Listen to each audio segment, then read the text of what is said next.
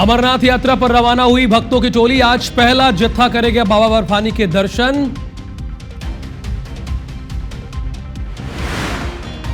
इंदौर में आपत्तिजनक हालत में मिला कपल, युवक ने धर्म छिपाकर की दोस्ती, कहा इस काम के 2 लाख रुपए देता है कांग्रेस का नेता। ग्वालियर में चलती बस में लगी भीषण आग, जलकर बस हुई खाक। ग्वालियर से जयपुर जा रही थी बस। मध्य प्रदेश के 17 जिलों में भारी बारिश का अलर्ट, अगले 24 घंटे में हो सकती है अति भारी बारिश। ग्वालियर, इंदौर और उज्जैन में येलो अलर्ट।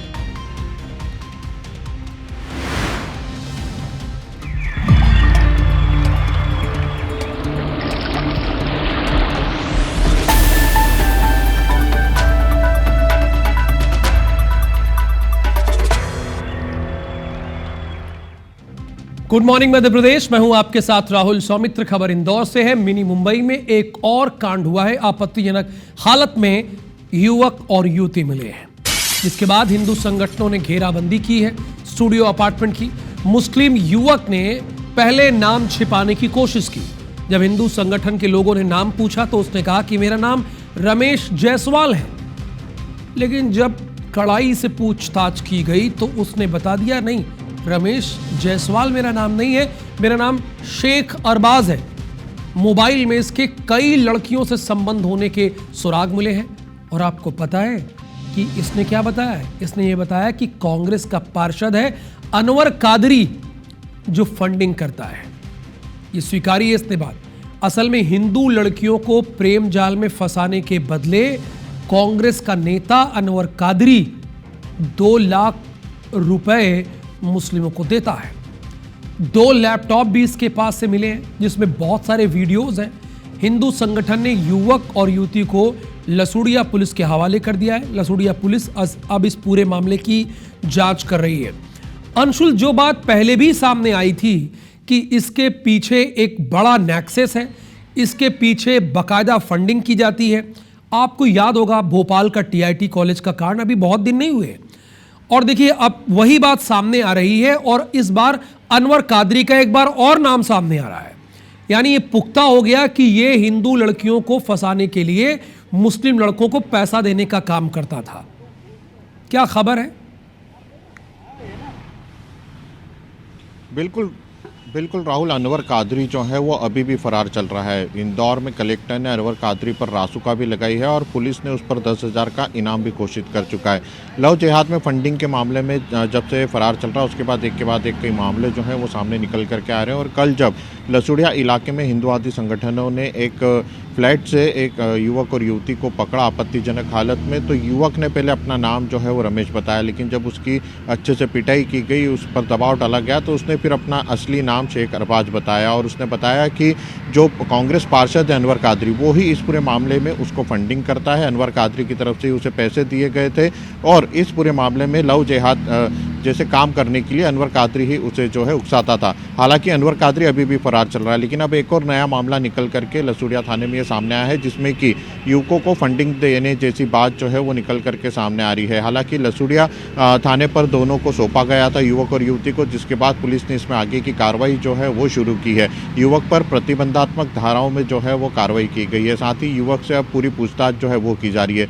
जो एविडेंस युवक के पास से मिले उसमें, जिसमें कि उसका लैपटॉप और मोबाइल है, उसकी भी जांच जो है वो की जा रही है कि इसमें क्या आपत्तिजनक अवस्था में जो फोटो वीडियो है वो किसी अन्य युवतियों के भी हो सकते हैं, क्या इसका किसी अन्य युवतियों से भी संपर्क हो सकता है। इसे लेकर भी अब लसूड़िया थाना पुलिस जो है वो जांच कर रही है। लेकिन जिस तरह से लगातार एक के बाद एक अनवर कादरी पर खुलासे होते जा रहे हैं, उससे एक बात तो साफ है कि अनवर कादरी की मुश्किलें जो है वो लगातार अब बढ़ने वाली हैं, क्योंकि लगातार पुलिस तो जो है उसकी सर्चिंग कर ही रही है, लेकिन प्रशासन ने भी उस पर अपना शिकंजा कसा है और रासुका की कार्रवाई कर दी है।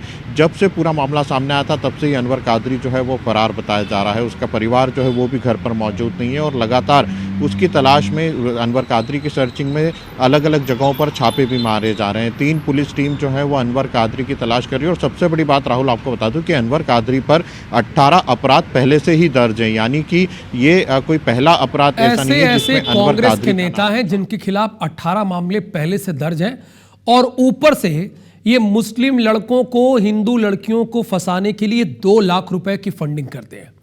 इंदौर पुलिस को भी थोड़ा सोचना चाहिए कि भाई आपने 3 टीम लगा रखी है, लेकिन ये अनवर कादरी किस बिल में छुप गया है जो आप पकड़ ही नहीं पा रहे हैं? अरे घसीट के लेकर आइए, पकड़िए उसको। आप बने रहिएगा। अंशुल, एक और खबर है, इंदौर से ही है।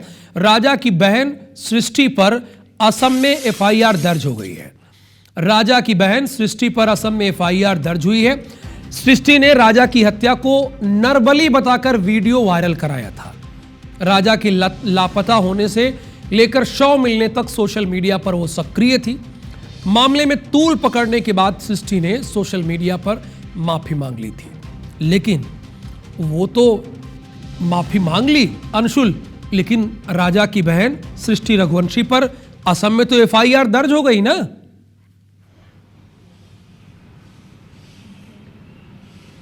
बिल्कुल राहुल, सृष्टि जो है वो जब राजा रघुवंशी का लापता होने का मामला सामने आया था तब से ही सोशल मीडिया पर एक्टिव हुई थी। राजा की चचेरी बहन जो है वो बताई जाती है सृष्टि, और उसके बाद से ही उसने लगातार, जो परिवार ने एक अभियान चलाया था राजा को खोजने का, उसमें सोशल मीडिया पर लगातार कई वीडियो जो है वो अपलोड किए थे। उसी में से एक वीडियो जो है सृष्टि ने अपलोड किया था जिसमें राजा की शव मिलने के बाद उसने उसकी हत्या को नरबली की आशंका व्यक्त की थी। हालांकि सिर्फ सृष्टि ही नहीं, राजा की माँ और राजा के परिवार ने भी इस पूरे मामले में नरबली की आशंका जो है व्यक्त की थी। लेकिन सृष्टि का वीडियो जो है वो सोशल मीडिया पर वायरल हुआ था और उसमें कई ऐसी आपत्तिजनक बातें थी जिससे कि धार्मिक भावनाएं आहत हुई, और इसी को संज्ञान लेते हुए असम में सृष्टि के ऊपर एफआईआर जो है वो दर्ज की गई। हालांकि जब पूरे मामले ने तूल पकड़ा था, इसमें विवाद शुरू हुए थे, सृष्टि को जब सोशल मीडिया पर ट्रोल किया गया था, तो उसके बाद सृष्टि ने एक और वीडियो जारी किया था और इस पूरे मामले में उस वीडियो को डिलीट कर अपना एक माफी का वीडियो भी उसने सोशल मीडिया पर अपलोड किया था। लेकिन इसके बावजूद जो है असम पुलिस ने सृष्टि को नोटिस भी जारी किया है और उस पर एफआईआर भी दर्ज जो है वो कर ली गई है। फिलहाल सृष्टि को बयान देने के लिए असम भी बुलाने की तैयारी जो है वो चल रही है। हालांकि राजा के परिवार का यही कहना है कि इस मामले में लगातार जिस तरह से अलग अलग वीडियोस वायरल हुए थे, अलग अलग कहानियां निकल करके सामने आ रही थी, उसी कहानी को लेकर के सृष्टि ने भी ये पूरा वीडियो बनाया था और उसका किसी की धार्मिक भावनाएं आहत करने का इंटेंशन नहीं था। सिर्फ जो नरबली की आशंकाएं निकल करके आ रही थी उसके बारे में सृष्टि जो है वो बताने की कोशिश कर रही थी। हालांकि इस पूरे केस में सबसे बड़ी बात यह है कि सृष्टि का जब सोशल मीडिया अकाउंट चालू हुआ था, जैसे जैसे ये केस बढ़ता गया वैसे वैसे ही उसके सोशल मीडिया अकाउंट्स के फॉलोअर्स भी जो है वो बढ़ते गए और अब सृष्टि खुद एक सोशल मीडिया की फॉलोअर्स चेहरा जो है। लेकिन अब तो असम में एफआईआर हो गई ना। बहुत धन्यवाद इस पूरी जानकारी के लिए आपका। पंडित धीरेन्द्र शास्त्री लंबी विदेश यात्रा के बाद छतरपुर पहुंचे, जहां उन्होंने महाराष्ट्र के एक गांव को इस्लामिक स्टेट घोषित करने पर आपत्ति जताते हुए कहा कि देश में कानून व्यवस्था है और इस तरह की घोषणाओं का कोई मतलब नहीं है, ये सब गैर कानूनी है। ऐसे तो हम हर गांव को हिंदू गांव घोषित कर सकते हैं, लेकिन प्रक्रिया कानूनी होनी चाहिए। 4 जुलाई को बागेश्वर महाराज का जन्मदिन है और इस पर उन्होंने कहा कि देश में जातिवाद नहीं बल्कि राष्ट्रवाद की राजनीति होनी चाहिए।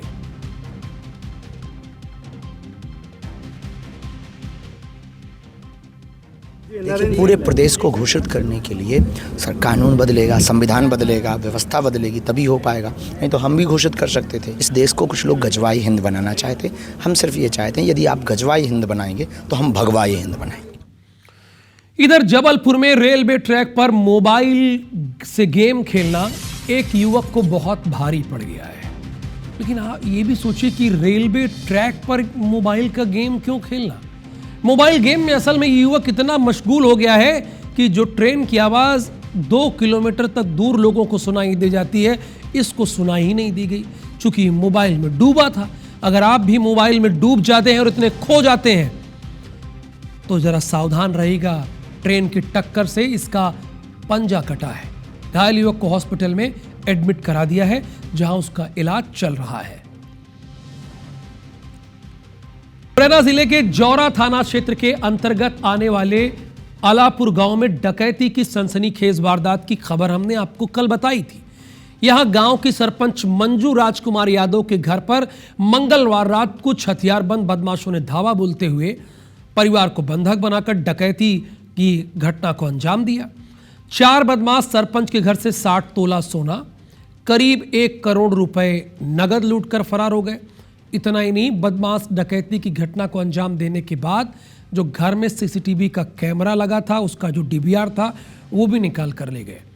फरियादी ने बताया कि जमीन की रजिस्ट्री के लिए नगद पैसे घर पर रखे थे। वहीं जानकारी लगने पर पुलिस अधीक्षक समीर सौरभ घर पर पहुंचे और आरोपियों को जल्द गिरफ्तारी का दावा किया। एक बात तो तय है कि जो डकैत थे उनको जिसने भी सूचना दी वो घर के चप्पे चप्पे से वाकिफ था, या उनमें से हो सकता है कि जो शामिल रहा हो एक इस घर से वाकिफ रहा हो। चूंकि उसे पता था कि सीसीटीवी कैमरे का डीवीआर कहाँ रखा हुआ है, उसे पता था कि गांव का घर का एक एक कोना कहाँ पे है, उसको सारी जानकारी पता थी। लेकिन खबरों में आगे बढ़ने का वक्त हो गया है। मुहर्रम के मेला स्थल को लेकर शुरू हुए विवाद में अब नगर निगम ने संशोधित अनुमति पत्र जारी किया है। पहले जारी पत्र में आयोजन स्थल को करबला मैदान लिखा गया था, जिस पर हिंदू संगठनों ने आपत्ति जताई थी। विरोध के चलते नगर निगम ने नया पत्र जारी करते हुए मेला स्थल को निगम स्वामित्व की धोबी घाट भूमि बताया है।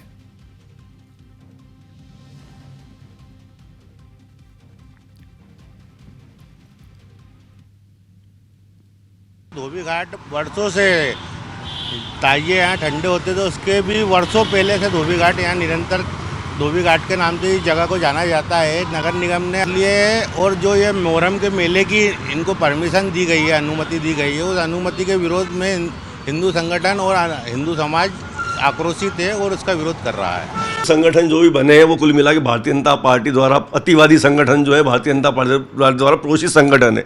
तो ये बजाय प्रदर्शन करने के अपनी सत्ता सरकार से क्यों नहीं गुहार करते, और नगर निगम बाकायदा रसीद बना के उस पर करबला मैदान लिख रही है। तो कुल मिला के भारतीय जनता पार्टी के जो ये संगठन है, जो समर्थित संगठन है, सीधे सत्ता से बात करे, सरकार से बात करे, कि जो वर्षों से चली आ रही परंपरा उसे बंद करने का प्रयास कर रहा है। मध्य प्रदेश के ग्वालियर शहर की महल रोड जान तो गए ही होंगे, अब तो पूरा देश जानने लगा है IBC 24 के जरिए कि महल रोड कहां पे है, और है भी या नहीं। प्रदेश के साथ साथ देश में सबसे चर्चित रोड में शुमार हो गई है। चर्चा रोड के निर्माण से लेकर उसके धंसने की है, क्योंकि 15 दिन में ये रोड 8 बार धंस चुकी है। इस रोड के धंसने के वीडियो और फोटो खूब वायरल हो रहे हैं। वहीं अब निगम के कर्मचारी और विसल ब्लोअर ने सड़क निर्माण से लेकर उसके टेंडर को लेकर बड़े खुलासे किए हैं।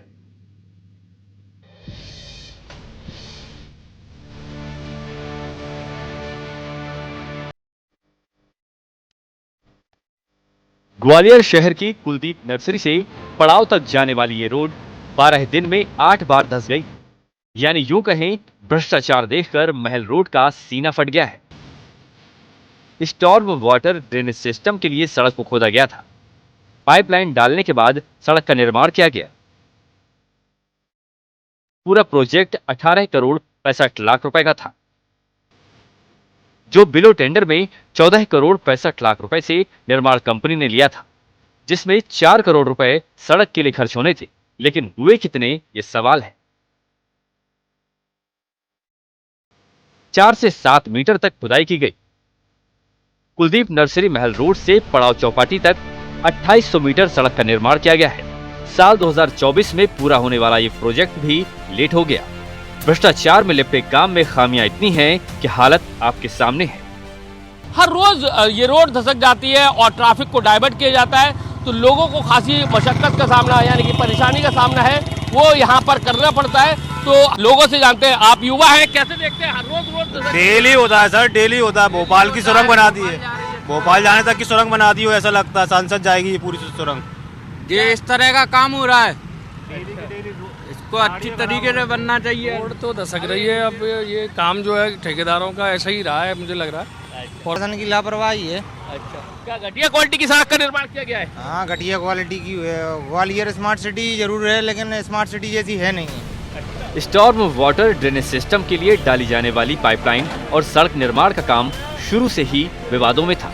निगम के कर्मचारी और व्हिसल ब्लोअर संदीप शर्मा ने इसकी शिकायत मुख्यमंत्री से लेकर जांच एजेंसियों तक से की थी, जिसमें उन्होंने वीडियो भी जारी किया था, जिसमें पूर्व निगम कमिश्नर अमन वैष्णव के बंगले से निर्माण करने वाले ठेकेदार की गाड़ी निकलते हुए दिखाई थी।